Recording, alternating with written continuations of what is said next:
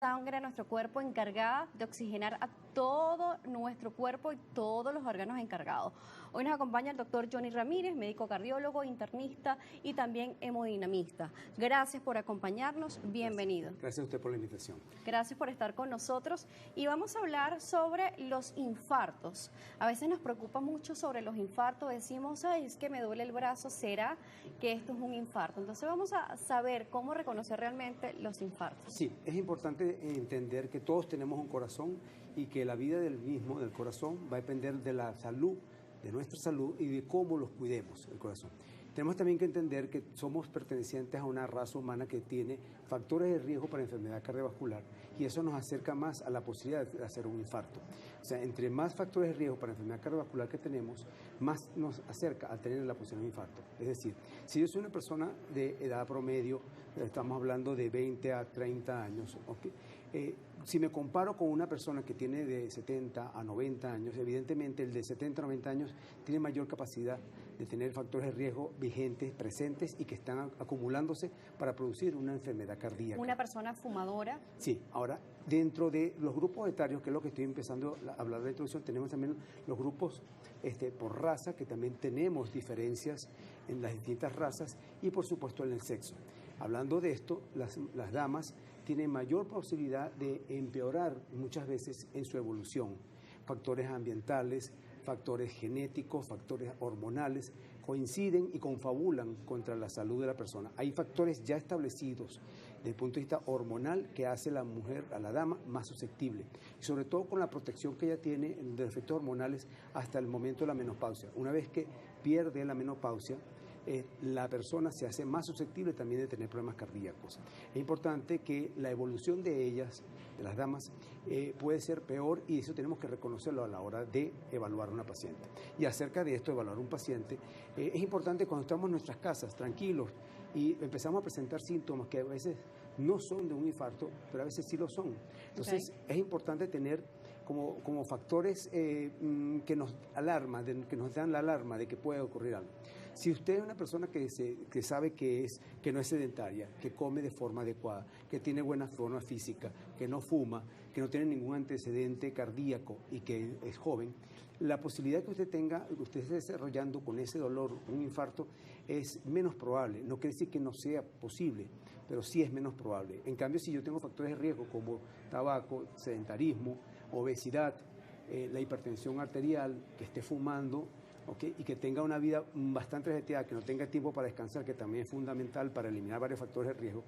Si yo tengo esto, yo sé que estoy más próximo a tener un infarto. Por tanto, tenemos que estar en conciencia, porque no puede haber una estampida de pacientes que digan, no, yo tengo algo parecido que tal vez me dio, y el doctor que dijo en la televisión que tal vez ese dolor puede ser. No, hay que tener la calma y hay que valorarse a sí mismo.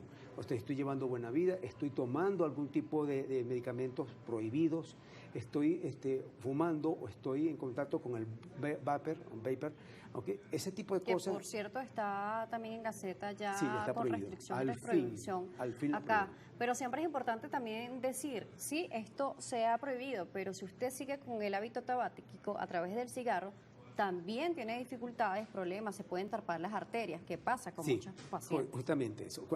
Vamos a hablar del tabaquismo en este momento.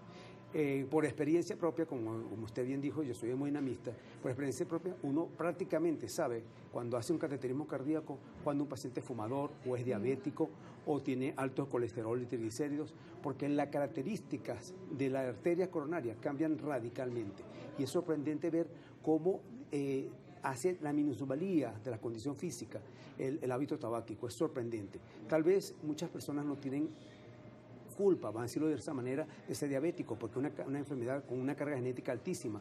Pero si yo contribuyo a empeorar mi salud, siendo obeso, comiendo de forma inadecuada, comiendo carbohidratos simples o grasas todo el tiempo, fumando, yo sé que hay cosas que yo puedo evitar, otras que no se pueden evitar, lo que son factores de riesgo irreversibles o irreversibles, o que pueden ser modificables o no modificables. Por tanto, mi deber como ser humano es tratar de mantenerme en las mejores condiciones posibles, que por distintas causas desarrolle hipertensión arterial, que por distintas causas desarrolle diabetes o dislipidemia, que son los 3 factores de riesgo para enfermedad cardiovascular, en el estudio de Framingham, que es un estudio grandísimo de diferentes grupos etarios.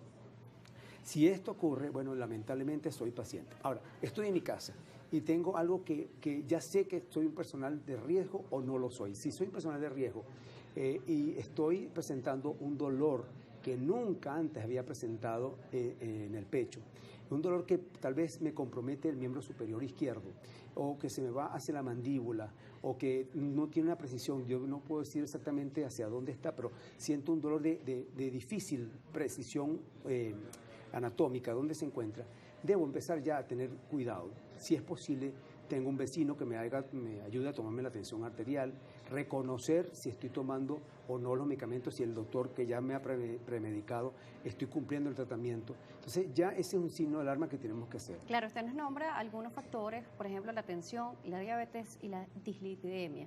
Pero es importante también reconocer de que muchas personas delgadas sufren de dislipidemia, colesterol y triglicéridos altos. Exactamente. Entonces, vamos a hablar qué puede producirlo, porque dice, bueno, pero es que yo estoy bien, pero nunca se hacen, por ejemplo, un laboratorio para ver cómo están y desconocen que lo tengan. ¿La dislipidemia tiene algún tipo también de manifestación en nuestro organismo? Sí.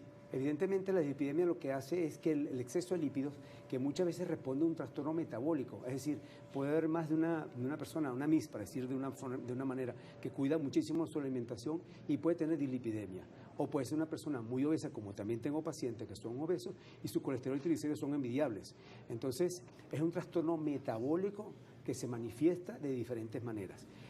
Generalmente se puede asociar la obesidad o el sobrepeso con dislipidemia, pero es un error pensar que todo paciente con aumento de masa corporal sea dislipidémico. Entonces, cosas que podemos hacernos sospechar, los mareos que tengamos frecuentemente, que a veces tengamos dolores que no lo podemos reconocer, que sintamos en un momento determinado cefalea, o sea, dolor de cabeza, o sea, que no nos sintamos bien a pesar de que dormimos bien, comimos bien y todo esto. Es importante hacerse un chequeo mínimo, escuchen bien, mínimo 2 veces al año de cómo tenemos el colesterol, triglicéridos, el azúcar, porque la asociación entre diabetes mellitus y dislipidemia, es decir, exceso de azúcar en sangre o glicemia en sangre y colesterol o triglicéridos elevados es muy importante. Por supuesto, y a veces piensan, bueno, es que yo como bajo en azúcar, pero come muchas harinas, allí también viene el problema. Claro, porque los triglicéridos se elevan no por comer grasas como la gente piensa, sí, sino por comer azúcares refinadas y carbohidratos de rápida absorción, es decir, harina de trigo, por ejemplo. Okay, yo sé que tal vez un buen pan es divino, pero tenemos que saber que es una carga de precursores de triglicéridos elevados que tenemos en nuestra disposición y que tenemos que saber que tenemos que ser muy pausados a la hora de alimentarnos de esa manera. No irnos a los excesos. Exactamente, ningún exceso bueno. Doctor Johnny, vámonos a una pausa. Por acá ya nos están escribiendo, ya vamos a leer sus comentarios y sus preguntas. Recuerden las redes sociales, @salud_gb, en Instagram Live por @DanielJSalas, el doctor Johnny Ramírez. Nos seguirá acompañando, médico cardiólogo, internista y hemodinamista. Así que ya